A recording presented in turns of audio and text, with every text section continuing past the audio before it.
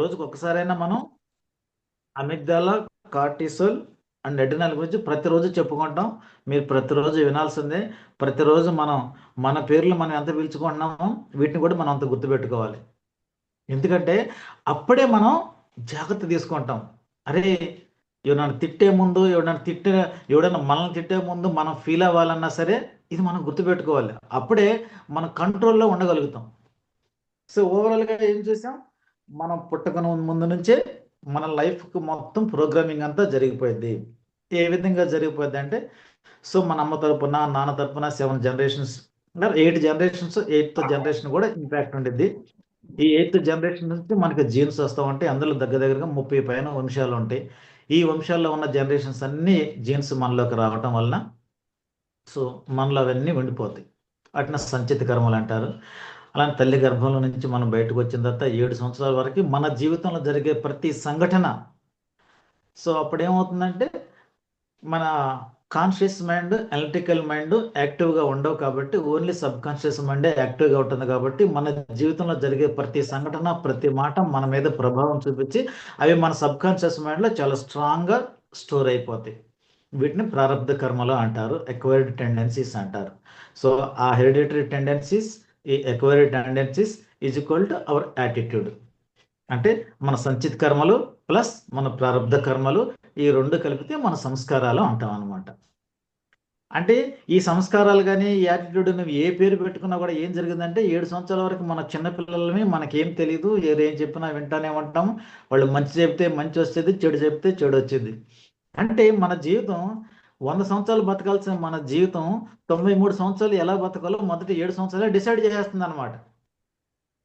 మనకేం తెలియని వయసులో 93 సంవత్సరాలు మన లైఫ్ మొత్తాన్ని ఈ 7 సంవత్సరాలు, 7 సంవత్సరాలకు ముందన్న 7 తరాలే ఫిక్స్ చేసేస్తున్నాయి మన ప్రమేయం లేకుండా. అందుకే మన జీవితాలు భూమి మీద బతికే మనుషుల్లో 90% మనుషులు ఏ కమ్యూనిటీలో పుడతామో, ఎలాంటి ఆర్థిక స్థితిలో ఉంటామో కొద్దిగా గొప్ప అలానే ఉంటాం అనమాట. మిడిల్ క్లాస్ వాడు లాగానే ఉంటాడు, ఉన్నవాడు లాగానే ఉంటాడు. ఓన్లీ ఒక 20% పీపుల్ మాత్రమే చేంజ్ అవుతూ ఉంటారు. ఆ 20% పీపుల్ ఎవరయ్యా అంటే వాళ్ళు కాన్షియస్గా తెలుసుకుంటారు. ఏం తెలుసుకుంటారు, అరే మన జీవితం ఎలా అయిపోయింది, ఆల్రెడీ కొన్ని ఫిక్స్ అయిపోయినాయి మనకి. సో ఆ ఫిక్స్ అయిపోయినట్టు మనం అలానే ఉంచుకోకూడదు. నా జీవితానికి నేనే ఆధార్ని, నా జీవితానికి నేనే డైరెక్టర్ని, నా జీవితానికి నేనే హీరోని. కాబట్టి నేను ఆ స్టోరీని ఇప్పుడు దాకా ఆ స్టోరీ నేను రాసుకున్న స్టోరీ ఎలా ఉంది, ఇన్ని జన్మల మీద లేదా నా జీవితంలో నేను పడిన బాధల మీద, కష్టాల మీద ఆధారపడి రాసుకున్న స్టోరీ ఇదంతా. కాబట్టి నేను ఈ స్టోరీని రీరైట్ చేయాలి, ఆ స్టోరీని కొత్తగా మార్చుకోవాలి. కొత్తగా మార్చుకుంటేనే నా అవుట్పుట్ కొత్తగా ఉండిద్ది, నా జీవితం ఇప్పుడున్న పరిస్థితి కన్నా చేంజ్ వచ్చింది అన్న విషయం మనకు కాన్షియస్గా తెలుసుకోవాలి. చాలా విషయాలు కాన్షియస్గా తెలుసుకోవాలి. సో కాన్షియస్నెస్ అనేది మన డ్రైవర్ లాంటిది అనమాట.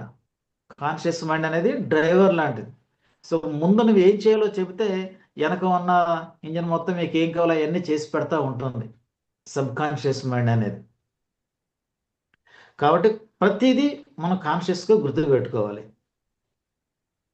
First sub conscious mind, conscious mind చెప్పే ముందు అసలు ముందు మనం ఒకటి అనుకున్నాం కదా, ఏమనుకున్నాం, ఈ అభద్రతా భావం, ఈ నెగటివ్ ఫీలింగ్స్ వీటన్నిటి వల్ల మనకు అభద్రతా భావం వచ్చింది. అభద్రతా భావం పోవాలంటే మన భూమితో అనుసంధానమై ఉండాలి.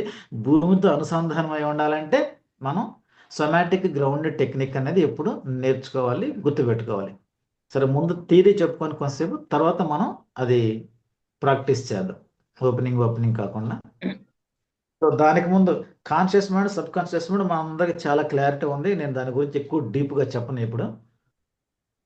So conscious mind, sub conscious mind మనకు తెలుస్తుంది కదా. ఏం తెలుస్తుంది, కాన్షియస్ మైండ్ అంటే అల్లావుద్దీన్ లాంటిది, సబ్ కాన్షియస్ మైండ్ అంటే జీనీ లాంటిది. సో అల్లావుద్దీన్ శక్తి తక్కువే ఉంటుంది, జీనీకి శక్తి ఎక్కువే ఉంటుంది. కానీ ఆజ్ఞలించే పవర్ మాత్రం, కంట్రోలింగ్ పవర్ ఎవరి దగ్గర ఉంటుంది అంటే అల్లావుద్దీన్ దగ్గర ఉండిద్ది. అల్లావుద్దీన్ చెప్పినప్పుడే జీనీ చేసిద్ది. అంటే కాన్షియస్ మైండ్ చెబితేనే సబ్ కాన్షియస్ మైండ్ చేసిద్ది. కానీ కాన్షియస్ మైండ్ ఎంత పెద్ద పని చెప్పినా సరే సబ్ కాన్షియస్ మైండ్ చేయగలిగిద్ది. మంజుల, నువ్వు 50,000 సంపాదించడం ఏంటి, నువ్వు 50 లక్షలు సంపాదించు అని నువ్వు చెప్పగలిగేవంటే ఖచ్చితంగా చేసిద్ది. కానీ సబ్ కాన్షియస్ మైండ్ 50 లక్షలు సంపాదించు అని దానికి చెప్పాలి అంటే దానికి అర్థమయ్యేటట్టుగా చెప్పాలి. ఈ రెండింటి మధ్యలో ఎనలిటికల్ మైండ్ ఉండద్ది. ఈ ఎనలిటికల్ మైండ్ ఏం చేస్తా ఉంటే ప్రతిసారి నేను క్వశ్చన్ చేస్తా ఉండద్ది. అవును మంజుల, నువ్వు చూస్తుంటే నిన్నటి వరకు నువ్వు 50,000 కూడా సంపాదించలేదు. ఈ 50 లక్షలు ఎలా సంపాదిస్తావు నాకు చెప్పు, అసలు నిజంగా నువ్వు సంపాదించే మొహమేనా అని అడిగింది. అడిగినప్పుడు చెప్పాలి మనం దానికి. ఎలా సంపాదిస్తావు మనం చెప్పగలిగినప్పుడే దానికి అర్థమైంది అనమాట. లేకపోతే అర్థం కాదు. ఎలా చెప్తాం మనం? నీ టార్గెట్ ఎంతో నువ్వు ముందు నువ్వు ఫిక్స్ చేసుకొని పెట్టుకోవాలి. 50 లక్షలు కాబట్టి. సో 50 లక్షలు డైరెక్ట్గా దానికి చెబితే అర్థం కాదు. ఇగో చూడు, ఇప్పుడు నేను 50,000 సంపాదిస్తున్నాను. నేను చేసే పని కాకుండా నేను యామ్యోలో జాయిన్ అయ్యాను. యామ్యోలో జాయిన్ తర్వాత సార్ దగ్గర క్లాసులు కూడా పెట్టినాను. కాబట్టి నేను ఇప్పుడు 50,000 నుంచి ₹1,00,000 సంపాదించాలనుకుంటున్నాను అని చెబుతాం.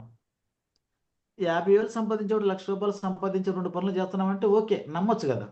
సహజంగా నమ్మేది విధంగానే ఉండేది. కాబట్టి సబ్ కాన్షియస్ మైండ్ ఓకే, నువ్వు చెప్పిన లాజిక్ నాకు నచ్చింది, సరే అని ఒప్పుకొనిద్ది అనమాట. ఎప్పుడైతే సబ్ కాన్షియస్ మైండ్ ఒప్పుకుందో ఈ ₹1,00,000 నువ్వు సంపాదించడానికి కావాల్సిన అన్ని పరిస్థితుల్ని అది వెతుకుతూ ఉండేది. ఇప్పుడు దానికి చెప్పడం వరకే నీ బాధ్యత. దానికి అర్థమయ్యేటట్టుగా మనం చెప్పగలిగామా, ఎక్కడెక్కడ ఏమేం కావాలో చూడండి. ఇప్పుడు యామి అనగానే మీరు ఎప్పుడైతే నా ఫిక్స్ చేసుకుంటారో మీకు మోహన్ను పరిచయం చేసేది. మోహన్ వల్ల ఏమవుతుంది, మీకు కొత్త నెట్వర్క్ పెరుగుతుంది. ఆ తర్వాత మీకు కొన్ని అవకాశాలు వస్తాయి.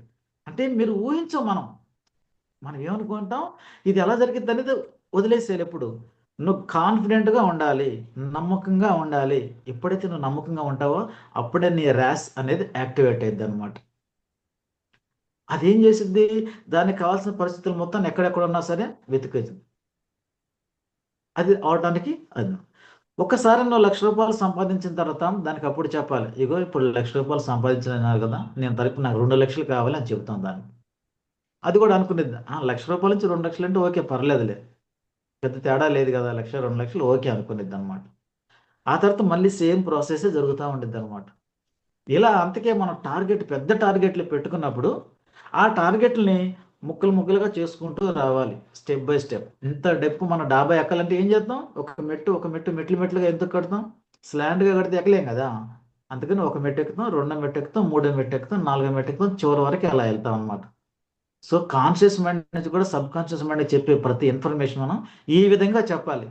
ఇగో నేను ఇలా చేస్తాను, ఇలా చేస్తాను, ఇలా చేస్తాను, ఇలా చేస్తానని.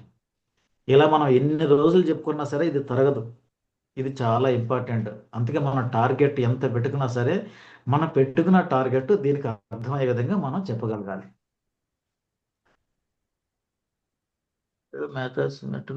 ఓకే, అర్థమయ్యేటట్టుగా దాన్ని చెప్పగలగాలన్నమాట. Conscious mind, sub conscious mind ఇదేంటి, ఒక మంచి గార్డెనర్, ఒక రైతు లాంటిది అనమాట. ఇది ఒక మంచి పొలం లాంటిది అనమాట. సో మనం ఎలాంటివి చెబితే అలాంటివే పండించేది. ఇప్పటి వరకు 7 సంవత్సరాల వరకు 7 తరాల నుంచి ఎలాంటి మొక్కలు వేసేవారు అందరూ, నెగటివ్ ఫీలింగ్స్, నెగటివ్ థాట్స్ ఇవన్నీ వేసుకుంటా వచ్చారనమాట. సో ఇప్పుడు మనం కూడా ఎవరైనా సరే చక్కగా మంచి విత్తనాలు వేయాలి. మంచి విత్తనాలు అంటే ముందు చక్కగా ఆ వ్యవసాయ భూమిని చక్కగా దున్నాలి. దున్నిన తర్వాత దాన్ని విత్తనాలు వేయాలి. విత్తనాలు వేసిన తర్వాత మనం నీళ్లు పోయాలి. ఇది మనం గుర్తుపెట్టుకోవాలి ఎప్పుడైనా. సో విత్తనాలు అంటే ఏం లేదు, మన ఆలోచనలే మనం వేసే సీడ్స్ అన్నమాట. మనం వేసే విత్తనాలే మన సీడ్స్. ఒట్టి విత్తనాలు వేసి వదిలేస్తే ఎప్పుడు మొలకెత్తవు, గుర్తుపెట్టుకోండి. నువ్వు విత్తనాలు వేసిన తర్వాత దానికి కావాల్సిన నీళ్లు పోయాలి. మరి నీళ్లు పోయటం అంటే ఏంటి, అదే మన emotions. Watering of the seed, దానికి నీళ్లు పోయటం అంటే ఏంటి, మన ఎమోషన్స్ అన్నమాట. అంటే నువ్వు వేసిన విత్తనానికి మంచి నీళ్లు పోస్తేనే ఆ విత్తనం మంచిగా మొలకెత్తిద్ది అనమాట. అంటే నీ కాన్షియస్ మైండ్లో ఏదైతే నువ్వు ఆలోచించావో నీ హృదయంలో అలాంటి అనుభూతిని నువ్వు పొందగలగాలి. ఆ థాట్కు తగ్గ అనుభూతి నీకు ఉండాలి. ఎప్పుడు వచ్చింది అనుభూతి, నేను 50,000 సంపాదిస్తా, 50 లక్షలు అనుకుంటే 50 లక్షలు సంపాదించా ఆ ఫీలింగ్ అక్కడికి వచ్చిద్దా, రాదు. ఆ ఫీలింగ్ రాదు. కానీ అందుకే 50,000 నుంచి ₹1,00,000 వస్తే ఎస్, ₹1,00,000 నేను సంపాదించగలుగుతా, ఎస్, ₹1,00,000 ఎస్, అవును ఈరోజు నాకు వచ్చినాయి ₹1,00,000. అంటే ఏ థాట్ అయితే వచ్చిందో ఆ ఎమోషన్ ఇక్కడ పండించగలగాలి. అది ఏదన్నా కానీ గుర్తుపెట్టుకోండి, థాట్ అంటే సీడ్, మన ఎమోషన్ అంటే వాటర్. ఈ రెండు కలిస్తేనే జీవం, విత్తనానికి జీవం వచ్చింది. అదే మన అఫర్మేషన్ సక్సెస్ అవడం అంటే. అఫర్మేషన్ సక్సెస్ అయిందంటే ఇదే అన్నమాట. ఆ తర్వాత దాని గురించి ఇంకా హార్ట్ బ్రెయిన్ గురించి తర్వాత చెప్పుకుంటాం. ఇప్పుడు జస్ట్ మనం conscious mind, sub conscious mind వీటి గురించి ఏంటో క్లియర్గా చెప్పుకుంటున్నాం అనమాట. ఈ కాన్సెప్ట్లో ఇది మనం చాలా బాగా గుర్తుపెట్టుకోవాలి. థాట్ కాన్షియస్ మైండ్, థాట్ అనేది సీడ్ అయితే ఎమోషన్ అనేది water. Water. Yes, exactly. Watering చేస్తేనే విత్తనం మొలకెత్తింది. అందుకే మనం ఎన్నో విత్తనాలు వేస్తానే ఉంటాం. మనసు కాన్షియస్ మైండ్ ఎన్నో 100 రకాలుగా కోరుకుంటానే ఉంటుంది. అవన్నీ జరగవు. ఎందుకు జరగట్లేదంటే దానికి కావాల్సిన నీళ్లు పోయట్లా మనం. విత్తనం వేసి వదిలేస్తే పండదు కదా గాలికి వదిలేస్తే. సో రైతు అనేవాడు, గార్డెనర్ అనేవాడు దాని గురించి జాగ్రత్త తీసుకోవాలి.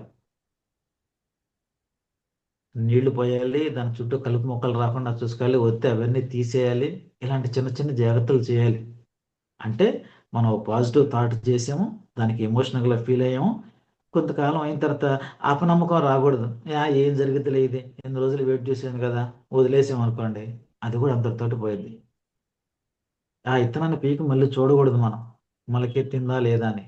ధైర్యంగా కాన్ఫిడెంట్గా ఉండాలి. ఎస్, నేను మంచి ఇత్తనం వేసాను, బాగా నీళ్లు పోసాను, ఇంకా చుట్టుపక్కల కలుపు మొక్కలు రాకుండా కూడా చూశాను అంటే నాకు ఇంకా నెగటివ్ థాట్స్ రాకుండా కూడా నేను చూసుకుంటున్నాను. కలుపు మొక్కలు అంటే నెగటివ్ థాట్సే. ఈ మూడు ఉండాలి ఎప్పుడైనా.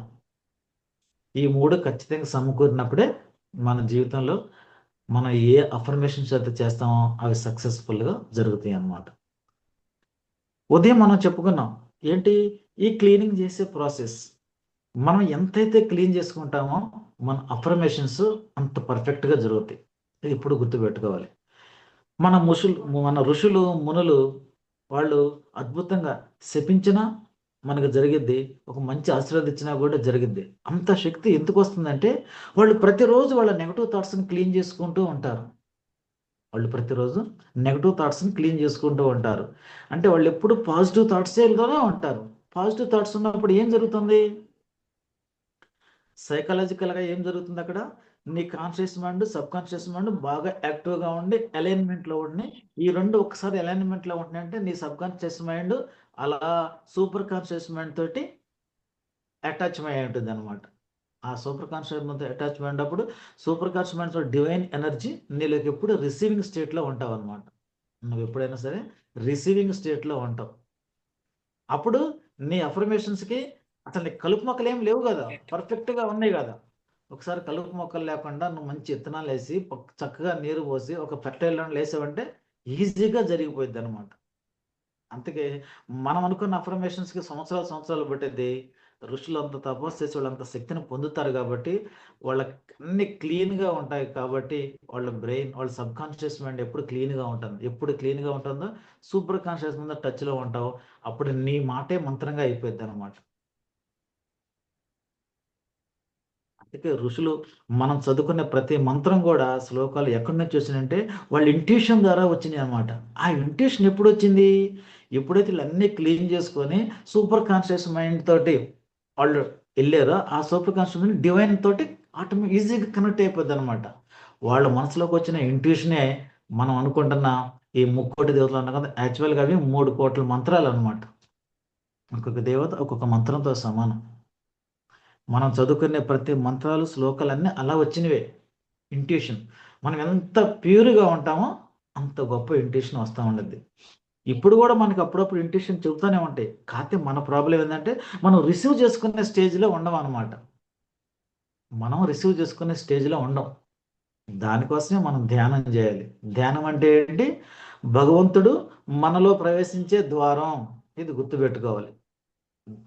మనం మొదటి రోజు చెప్పుకున్నాం కదా, ధ్యానం అంటే ఏంటి, భగవంతుడు మనలో ప్రవేశించే ద్వారం. సో ఈ ద్వారం చక్కగా ఓపెన్ చేసి ఉంటే అప్పుడు భగవంతుడు మనలోకి వస్తే అదే మనకు వచ్చే ఇంట్యూషన్. నువ్వు పలానా పని చేసేటప్పుడు చెబుతూ ఉండిద్ది, సునీల్ నువ్వు ఇలా చేయకు, ఇలా చేయకు, ఇలా చెయ్యని. ఒకసారి మనకు తెలియకుండా సడన్గా ఎస్ ఇలా చేస్తే బాగుండే నాకు మంచి థాట్ వస్తూ ఉండేది. అదే మన ఇంట్యూషన్. మనం ఏంటి, మన మీద మనకే నమ్మకం లేక మనం సందేహిస్తూ ఉంటాం, చేయకుండా ఉంటాం అనమాట చాలాసార్లు. కాబట్టి మనం అభద్రతా భావంతో ఉంటాం కాబట్టి మనల్ని మనం నమ్మం. ఈ అభద్రతా భావం పోవాలి అంటే మనం ఎప్పుడు భూమితో అనుసంధానమై ఉండాలి. భూమితో అనుసంధానం ఉండాలంటే సొమాటిక్ గ్రౌండింగ్ టెక్నిక్ తోటి మనం మెడిటేషన్ చేయాలి. సో ఇప్పుడు ఒక 10 నిమిషాలు చేసిన తర్వాత అప్పుడు క్లీనింగ్ ప్రాసెస్ అనేది ఎలా చేయాలో చేద్దాం. క్లీనింగ్ ప్రాసెస్లో మనం స్టేబుల్గా ఉండాలి కదా, మరి మనం స్టేబుల్గా ఉంటేనే ఏదైనా మనం చేయగలుగుతాం. కాబట్టి మనం స్టేబుల్గా ఉండాలి, భూమితో అనుసంధానం అయి ఉండాలి. సో అందరూ ప్రశాంతంగా 2 కాళ్ళు నేలకు ఆనిచ్చే విధంగా పెట్టుకొని వెన్నుముక నిటారుగా పెట్టుకొని కూర్చోండి. ఈ రోజు నుంచి హోంవర్క్లు ఉంటాయి. ప్రతి ఒక్కళ్ళు హోంవర్క్ చేయాలి. తెల్లారు హోంవర్క్ చేయకపోతే యాక్సెప్ట్ చేయను. కంపల్సరీ హోంవర్క్ ఉండేది. హోంవర్క్ అందరు చేయాలి. అది హోంవర్క్ చూడాలి. చూస్తాం. అది సో నేను మామూలుగా ఫ్రెండ్లీగా ఉన్నప్పుడు చాలా సరదాగా బాగానే ఉంటా. ఇక్కడికి వచ్చేలేక కొంచెం దుర్మార్గంగానే ఉంటాను. హిట్లర్ లాగానే ఉంటాను. సో అందరు గుర్తు పెట్టుకోవాలి. అది ఇంకా నా దగ్గర నువ్వు ఈ సీట్లో కూర్చున్న తర్వాత ఎలా చూసినా పట్టించుకోను.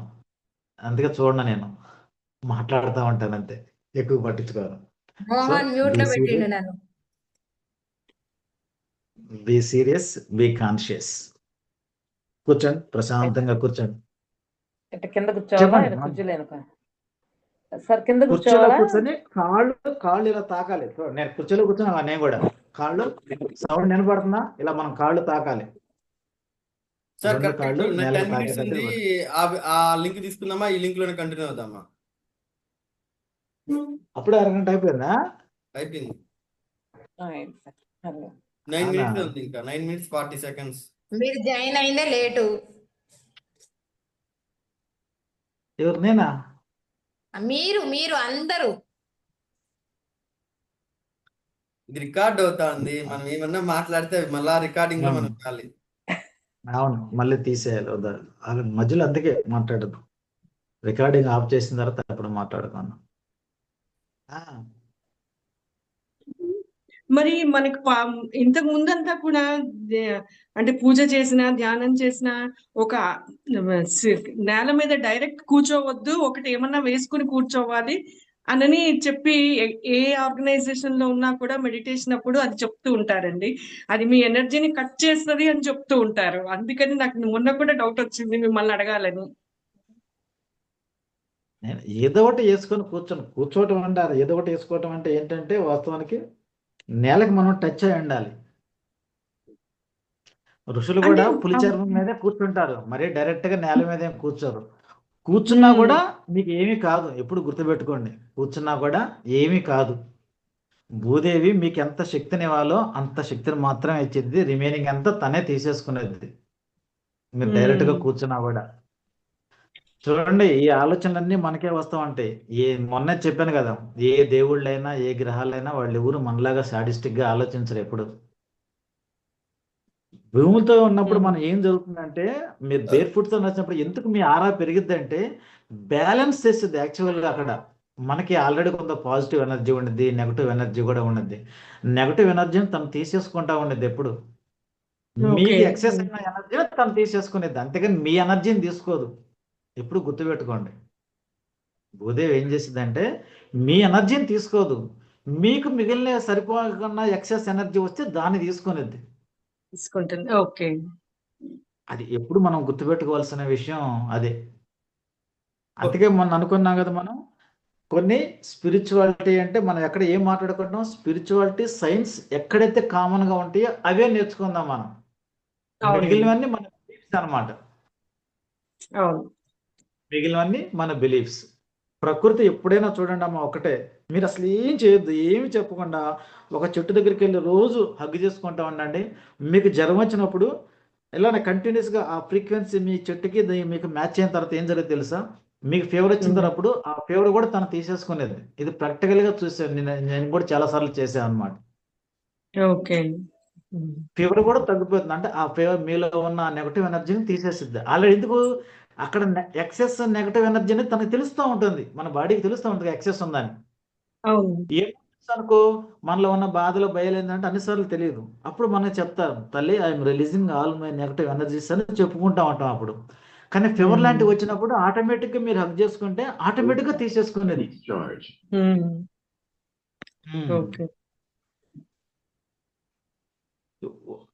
ఏదైనా ఎంత వాటర్ అయినా ఏదైనా ఇమీడియట్ గా ఒక్కసారే ఫీలింగ్ రాదు, ఒక్కసారి క్రిస్టల్ స్ట్రక్చర్ అనేది మారదు.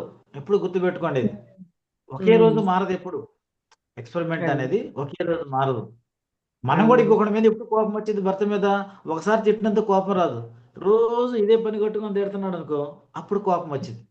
ఉమ్, మంచి అయినా అంతే, చెడు అయినా అంతే. క్రిస్టల్ స్ట్రక్చర్ కూడా ఈ రోజు నీళ్లు దరిద్రపు నీళ్లు అనగానే మారిపోవు. అబ్బా నీళ్లు బాగున్నాయి అనగానే మారిపోవు. అది ఉమ్, రిపీటెడ్ గా చెప్పినప్పుడు మాత్రమే ఆ మార్పు అనేది జరిగిద్ది అనమాట. ఋషులు కూడా ఉమ్, ఎంతసేపు ఎందుకు అదే కమండలంలో నీళ్లు మన మీద చల్లుతారంటే, ఆ కమండలంలో ఉండే నీటికి ఈయన ఫ్రీక్వెన్సీకి మ్యాచ్ అయ్యి ఆ క్రిస్టల్ స్ట్రక్చర్ లోకి వెళ్ళిపోతాయి అనమాట నీళ్లు. ఓకే. అందుకే ఆ కమండలో ఉండే నీళ్లు చల్లినప్పుడే ఆ మంత్రం కరెక్ట్ గా పనిచేసి మనం వెంటనే కుక్కలాగా పిల్లలాగా మారిపోతాం, లేకపోతే శుభమస్తు అంటే ఆ అద్భుతాలు మనకు జరుగుతాయి అనమాట. ఉమ్, ఎందుకు?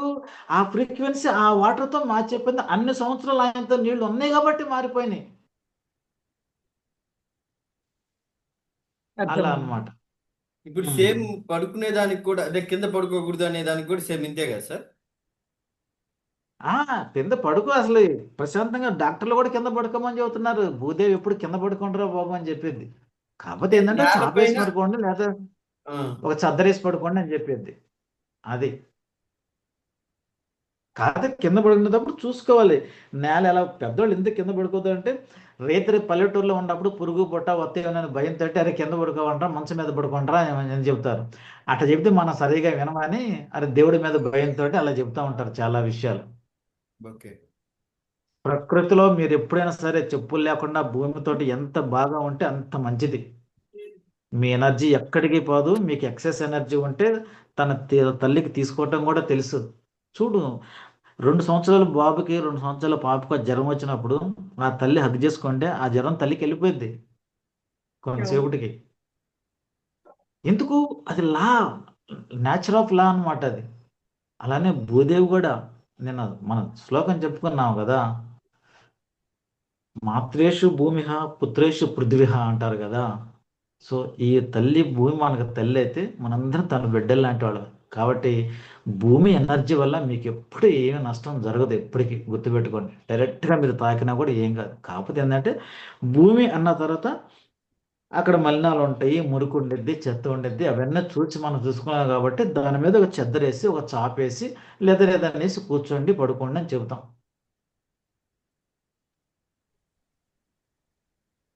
అది ఓకే తల్లి సార్. ఒడిలో ఉన్నంతసేపు ఎప్పటికీ ఏం కాదండి. అసలు అడవి బిడ్డలు చూడండి, ఆఫ్రికాలో ఇప్పుడు కూడా చెప్పులు అంటే ఏంటో తెలియని జాతులు ఇన్ని ఉన్నాయి. అంటే లక్షల మంది ఉమ్, ఉన్నారు. చెప్పులు అంటే ఏంటి ఇంతవరకు వాళ్ళకి తెలియదు. ఆయన పరిగెత్తను అంటారు. మనకన్నా 100కి 1000 రెట్లు ఆరోగ్యంగా బతుకుతున్నారు స్టిల్ టుడే. ప్రకృతితో మనం ఎలా ఉన్నా అపోహలొద్దు. బి హ్యాపీగా ఉండండి. ఆ ఉండేది అపనమ్మకంతో ఉండొద్దు. అమ్మ ఎలా ఉంటే ఎనర్జీ పోయిద్దని చెప్పారనుకుంటా ఉంటే ఆ ఎనర్జీ ఖచ్చితంగా పోయిద్ది. ఎందుకు? మీకు ఆ ప్రకృతి అట్లా ఉన్నందుకు పోవాలా. మీరు అలా పోయిద్ది అనుకుంటున్నారు కాబట్టి, మీకు పోవాలని కోరిక ఉంది కాబట్టి, మీ తల్లి మీ కోరికను తీరుస్తుంది అనమాట. ఓహో నా బిడ్డకి నాకు పోవాలని కోరుకుంటుంది కాబట్టి మీ ఎనర్జీని తీసేసుకునేది. అంతే తప్పితే ఎప్పుడు ఎనర్జీ పోదమ్మా. ఓకే. మీ ఎనర్జీ మీరు మీ పక్క వాళ్ళకైనా ఇవ్వచ్చు, పక్క